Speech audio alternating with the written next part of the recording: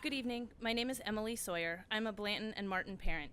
Tonight, I would ask the board and Superintendent Cruz to give teachers and staff a significant and respectful raise. 10% would be a start.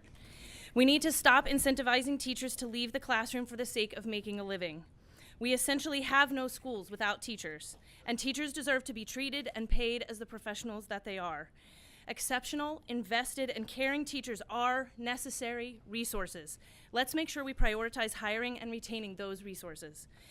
Next, I would ask the trustees, superintendent, and staff to prioritize affordable housing as the first and most necessary obligation when considering the repurposing of any school. We must respect and commit to families that are historically and culturally irreplaceable and are currently being pushed out of their homes and the district. Students are another one of those resources that our school district cannot function without. We must be responsive to the basic needs of our most vulnerable families and communities.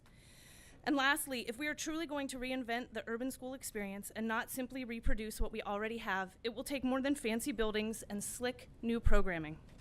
It will require discomfort and courage if we are to actually do what we say we mean to do in regards to equity and not perpetuating historical disparate impacts.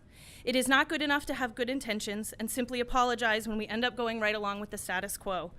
I didn't mean to is a worthless sentiment, especially when there is a pattern and habit of mistreatment or carelessness.